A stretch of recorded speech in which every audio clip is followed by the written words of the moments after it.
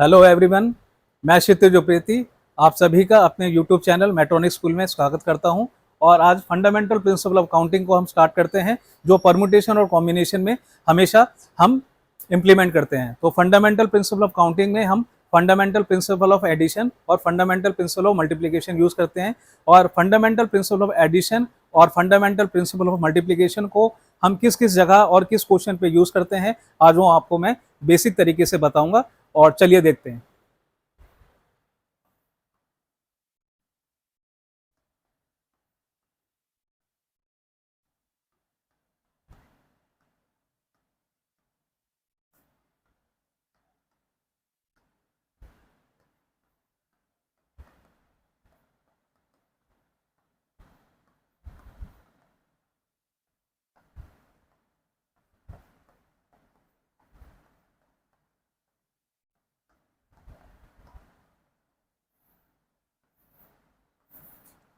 मान लीजिए आपके पास कोई भी दो इवेंट हैं और कोई टास्क हैं, और आपको दोनों टास्क को साथ साथ करना है, यानी कि सक्सेशन में। यानी कि एक टास्क को मान लीजिए ए और एक दूसरे टास्क को करना है, तो वहां पर उसके बीच में आपका आएगा एंड।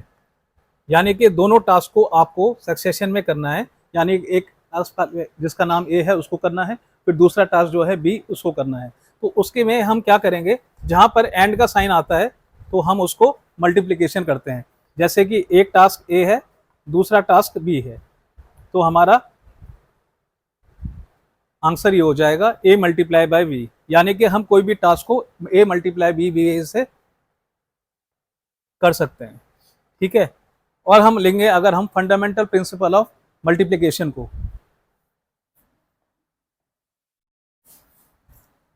सॉरी एडिशन को,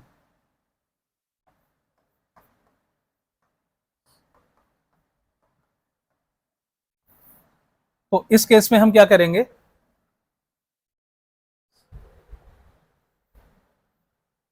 कोई भी हम दो टास्क यानी कि कोई भी असाइनमेंट्स ए और बी, उनको अगर हमें करना है और हमें उनमें एक चूज दे रखी है, either we have to done, either means कोई भी एक, अगर हमें केस गिवन होंगे either we have to done the task A और task B, so we can apply both the cases and we have made two cases like case 1 plus case 2.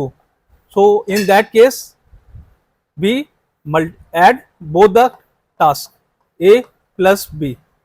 So this is the doing of the things in the case of addition, in which we add both the tasks and give the particular answer. So there are various examples in which we can do the fundamental of principle of counting, and it is also used in permutation and combination in making the cases and multiplying the series. So now let's now example लेते हैं। चलिए तो start करते हैं एक permutation और combination के question से, जिसमें लिखा हुआ है how many numbers greater than 10 lakh can be form using the digits 1 2 0 2 4 2 4। यानी कि हमारे पास 7 डिजिट का एक नंबर है और हमें इस डिजिट के नंबर से एक बड़ा नंबर बनाना है, जो डिजिट हम यूज करके बनाएंगे 1 2 0 2 4 2 4। तो हमें एक नंबर इस तरीके से बनाना है कि यहाँ पर 7 डिजिट का नंबर जो कि इससे एक बड़ा हो। तो इस नंबर को बनाने के लिए हमें ये नंबर को यूज करना है और इन नंबर को यूज करके ये नंबर को इससे बड़ा बनाना है। तो ये बात हमें ये बताना है कि यहाँ पर 0 अगर हम यूज करेंगे तो वो नंबर 6 डिजिट का हो जाएगा। तो 6 डिजिट का नंबर को हम नहीं ले सकते हैं, तो हम यहाँ पर 0 को इग्नोर कर देंगे। तो 0 को इग्नोर करने के बाद यानी कि हम इस पोजीशन पर सिर्फ 6 नंबर यूज कर सकते हैं, जो कि 1 2 2 4 2 4, जिसमें कि रिपीटेशन हमारा अलाउड है।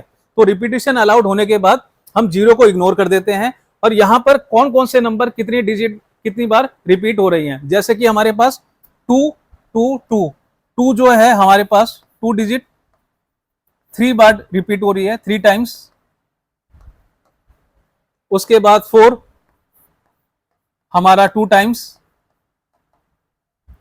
हम यहां पर देखेंगे 6 फैक्टोरियल, क्योंकि 0 को इग्नोर कर देंगे।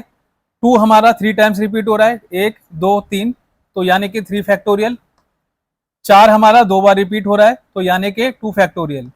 अब इसका हम आंसर निकालेंगे। 6 फैक्टोरियल का आपका आंसर आता है 720 3 फैक्टोरियल का हमारा आंसर आएगा 6, 2 फैक्टोरियल का हमारा आंसर आएगा 2। अब ये आपका हो गया 6 2 12 यानी कि 360 और ये आपका हो गया 6 6 30। तो यानी कि 60 वे से हम इस नंबर को बना सकते हैं greater than 10 lakh. Fundamental principle of multiplication का रूल लगाकर हम इसमें बता सकते हैं कि इस क्वेश्चन को किस तरीके से आसानी से सॉल्व किया जाए। और एक तरीका और भी है परमुटेशन का। तो सबसे पहले तो मैं क्वेश्चन को पढ़ूंगा कि इस क्वेश्चन में क्या लिखा है।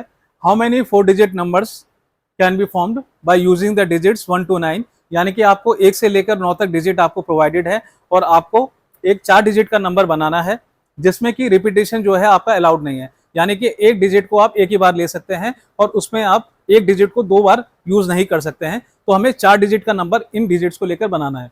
तो यानी कि एक डिजिट से लेकर 1 2 3 4 यानी कि 9, आपके पास इतने नंबर हैं 1 से लेकर 9 तक और आपको 4 डिजिट का नंबर बनाना है। 4 डिजिट का नंबर यानी कि ये आपका हो गया यूनिट प्लेस, ये आपका हो गया 10 प्लेस, ये आपका हो गया 100 प्लेस हो गया और ये आपका हो गया 1000 प्लेस। तो 4 डिजिट का नंबर अगर आपको बनाना है तो इसमें किस तरीके से आप एंट्री करेंगे। तो सबसे पहले हम यहाँ पर लिखेंगे, ये तो आपका है नंबर, आपके पास कितने नंबर हैं 9। तो यहाँ पर हम लिखेंगे 1 से 9 तक, यानी कि ये पहला वाला डिजिट जो है हम 9 तरीकों से भर सकते हैं, यानी कि 1 से लेकर 9 नंबर कोई भी हम ले सकते हैं। हमारे पास 9 ऑप्शंस हैं, 9 ऑप्शंस यानी कि 1 2 3 4 5 6 7 8 9, 9 ऑप्शंस हमने ले लिया पहले वाले में। अब हमारे पास रह गए 8 ऑप्शंस, यानी कि मान लीजिए अगर हमने इनमें से कोई भी एक नंबर को चूज कर लिया है तो उसके बाद हम 8 ऑप्शंस रह गए हैं। 8 ऑप्शंस को हम लिख लेंगे यहाँ पर। 8 ऑप्शंस को भरने के बाद हमारे पास एक ऑप्शन कम हो जाएगा और एक ऑप्शन कम होने के बाद हम आपको 7 ऑप्शंस और उसके बाद हमारे पास क्या रह जाएंगे 6 ऑप्शंस। तो यानी कि सारे ऑप्शंस को हम मल्टीप्लाई कर देंगे तो इसका आंसर आ जाएगा 9 × 8 × 7 × 6। तो ये आपका आंसर हो जाएगा, यानी कि आपका आंसर हो जाएगा 72 × 9 8 70। तो आपका आंसर हो जाएगा 3024। ये आपका आंसर हो जाएगा और ये आपका फंडामेंटल प्रिंसिपल ऑफ मल्टीप्लिकेशन है, जिसमें हम कोई भी नंबर को अगर हमें मल्टीप्लाई करना हो तो सीक्वेंस वाइज लेंगे। और इसका एक डायरेक्ट फॉर्मूला भी है, यानी कि आपको कोई भी नंबर को अरेंज करना है विदाउट रिपीटेशन। तो ये आपका हो जाएगा 9p4 और इसका फॉर्मूला जो आपका है परमुटेशन का वो आपका हो जाएगा 9 फैक्टोरियल। 9 फैक्टोरियल के बाद आपका हो जाएगा 9 फैक्टोरियल माइनस 4 फैक्टोरियल। तो ये आपका आंसर हो जाएगा 9 फैक्टोरियल और माइनस 5 फैक्टोरियल। अब इसको हम जैसे 9 फैक्टोरियल और 8 फैक्टोरियल को इसको करेंगे तो इसका आंसर सेम आएगा, जो कि मैंने आपको लिख दिया है 3024 और ये है। तो चलिए स्टार्ट करते हैं एक दूसरे क्वेश्चन से। How many 3 digit numbers can be formed from the digits 1 2 3 4 5, यानी कि आपके पास एक 3 डिजिट का नंबर बनाना है और आपके पास 5 डिजिट दे रखे हैं।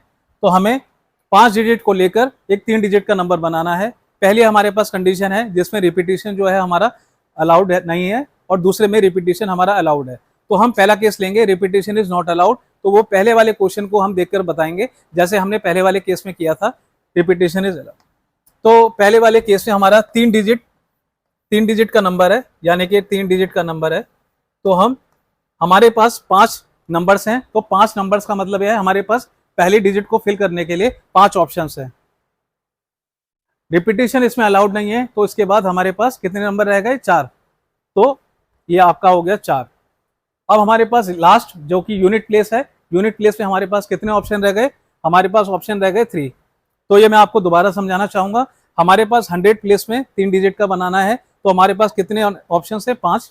उसके बाद सेकंड यानी कि हमारे पास 10th प्लेस में कितने ऑप्शन रह गए, एक कम ऑप्शन हो गया, तो हमारे पास कितने ऑप्शन है 4। उसके बाद लास्ट जो हमारे पास ऑप्शन है वो हमारे पास है 3।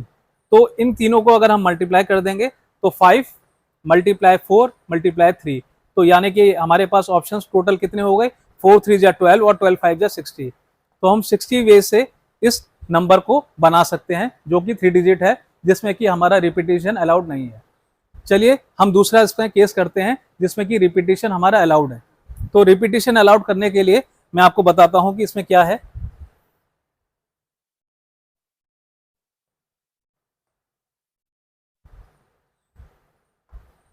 जैसा कि मैंने आपको पहले ही बताया था, रिपीटेशन अलाउड है, यानी कि हम 5 नंबर्स को पांचों जगह ले सकते हैं। तो पहले ये हमारा 100 प्लेस है, ये हमारा 10 प्लेस है और ये हमारा यूनिट प्लेस है। तो यहाँ पर हम रिपीटेशन कर सकते हैं, यानी कि पांचों नंबर्स को 5 बार दोबारा ले सकते हैं। तो यहाँ पर हमने लिया 5 टाइम्स, रिपीटेशन अलाउड है, तो दोबारा हम उन्हीं नंबर्स को यूज कर सकते हैं। यहाँ पर भी 5 टाइम्स, ये आपका 100 प्लेस है, ये आपका 10 प्लेस है, ये आपका यूनिट प्लेस है।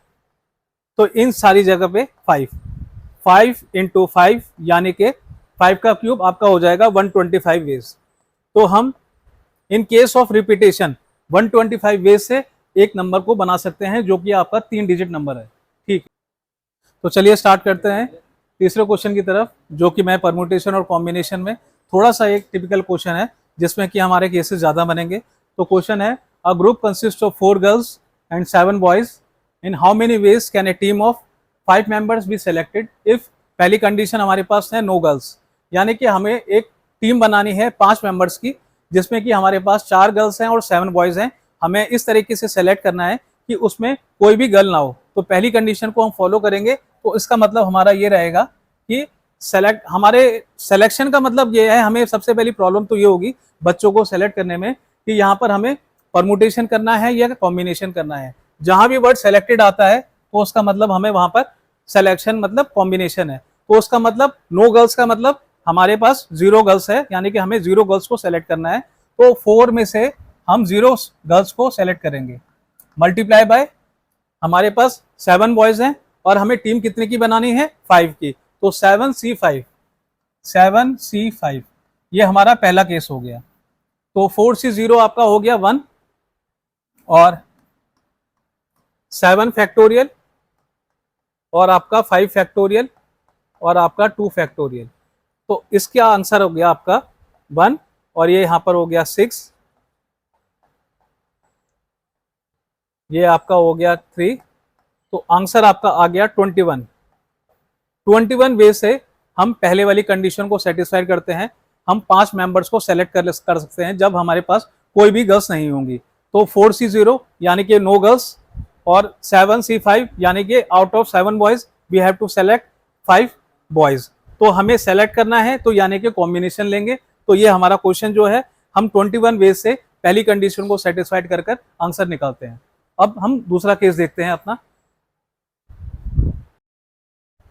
तो चलिए स्टार्ट करते हैं सेकंड केस की तरफ, जिसमें कि हमें एटलीस्ट 1 बॉय एंड 1 गर्ल, यानी कि हमें कम से कम अपने ग्रुप में 5 मेंबर्स की जो टीम है उसमें कम से कम एक बॉय तो होना चाहिए। मैक्सिमम हमारा कितने भी हो सकते हैं। तो हमारा पहला केस जो होगा, पहला केस यानी कि केस 1,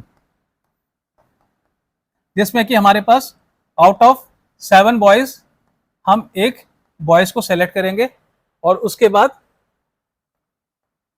कितनी हमारे पास गर्ल्स हैं, यानी कि हमारे पास गर्ल्स 4 हैं और हम क्या लेंगे 4C4। ये हमारा केस हो गया पहला। अब हमारे पास दूसरा केस यानी कि 7C2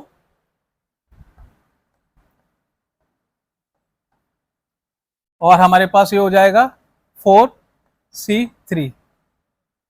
अब हमारे पास केस 3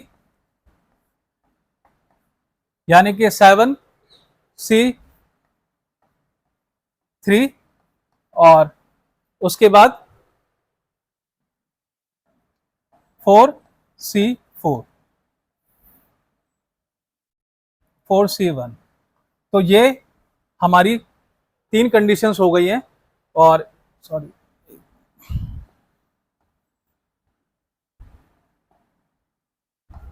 C2 और उसके बाद हमारा लास्ट केस जो है, जो कि 4th केस है हमारा, वो बनेगा 7C4 मल्टीप्लाई बाय 4C1।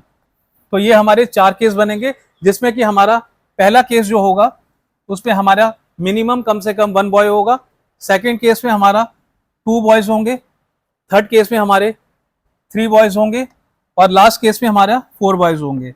और एक गर्ल को हमेशा हम इंक्लूड रखेंगे ही, तो हमारे हर केस में एक गर्ल तो है ही, यानी कि 1 2 3 4। तो ये हमारी कंडीशंस हैं। अब इन सब कंडीशंस को हम प्लस कर देंगे और चारों केस को हम मल्टीप्लाई करके ये सारे आपस में सॉल्यूशंस को निकालेंगे और इनको हम सभी को ऐड कर देंगे। तो हम क्या करेंगे लास्ट में, case 1 plus case 2 plus case 3 और केस 4। तो चारों केसों को हम प्लस कर कर जो हमारा आंसर आएगा, यानी कि 7C1, और जो कि हमारा आंसर आएगा, पहले का हमारा आंसर आएगा 7, दूसरे का हमारा आंसर आएगा 84, तीसरे का हमारा आंसर आएगा 210,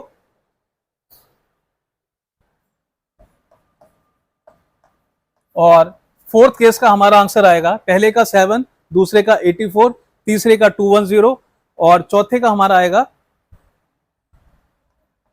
110। ठीक है, तो 140। अब हम सभी केस को प्लस कर देंगे और प्लस करने के बाद हमारा जो भी आंसर आएगा आप यहाँ पे फाइनल आंसर को लिख देंगे।